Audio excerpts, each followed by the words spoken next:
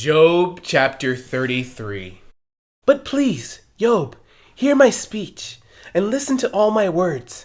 Now, I open my mouth, my tongue speaks in my mouth. My words come from my upright heart, my lips utter pure knowledge. The Spirit of God has made me, and the breath of the Almighty gives me life. If you can answer me, set your words in order before me, take your stand. Truly, I am as your spokesman before God. I also have been formed out of clay. Surely no fear of me will terrify you, nor will my hand be heavy on you.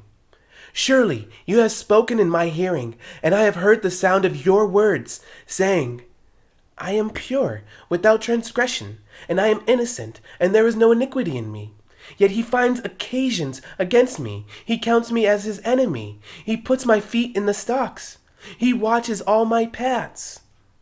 Look, in this you are not righteous. I will answer you, for God is greater than man. Why do you contend with him? For he does not give an accounting of any of his words. For God may speak in one way or in another, yet man does not perceive it.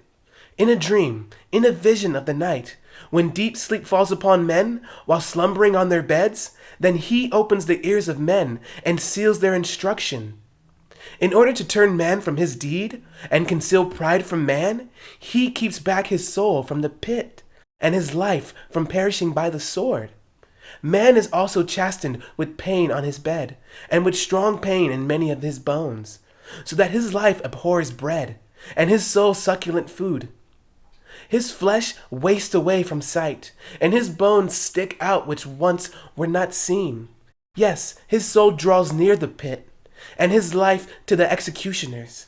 If there is a messenger for him, a mediator, one among 1,000, to show man his uprightness, then he is gracious to him and says, Deliver him from going down to the pit. I have found a ransom. His flesh shall be young like a child's. He shall return to the days of his youth. He shall pray to God, and he will delight in him. He shall see his face with joy, for he restores to man his righteousness. Then he looks at men and says, I have sinned and perverted what was right, and it did not profit me. He will redeem his soul from going down to the pit, and his life shall see the light. Behold, God works all these things, twice, in fact, 3 times with a man, to bring back his soul from the pit, that he may be enlightened with the light of life. Give ear, Job, listen to me. Hold your peace, and I will speak. If you have anything to say, answer me.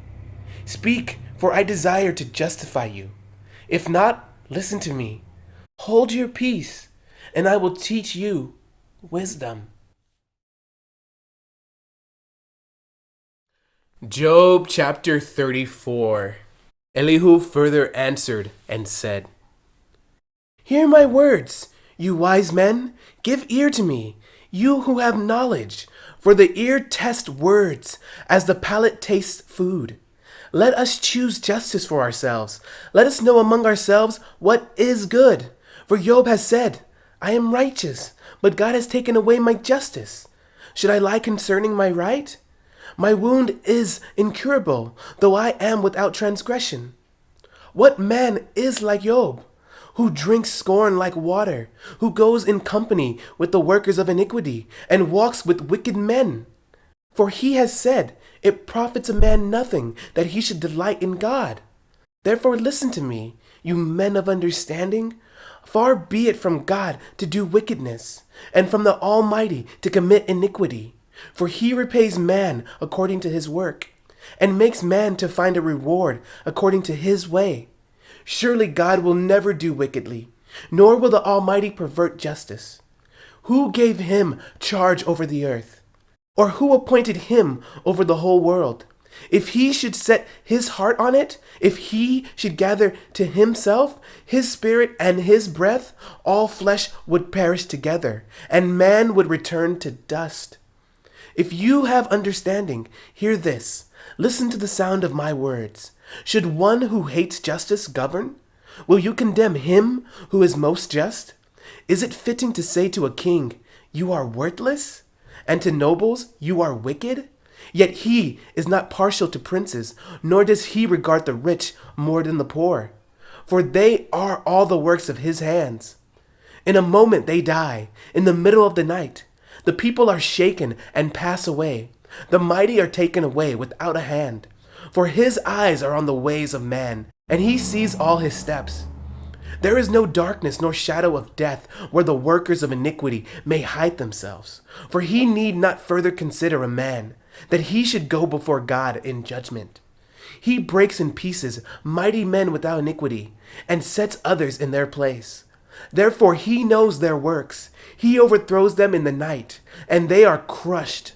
He strikes them as wicked men in the open sight of others, because they turned back from him, and would not consider any of his ways, so that they cause the cry of the poor to come to him, for he hears the cry of the afflicted.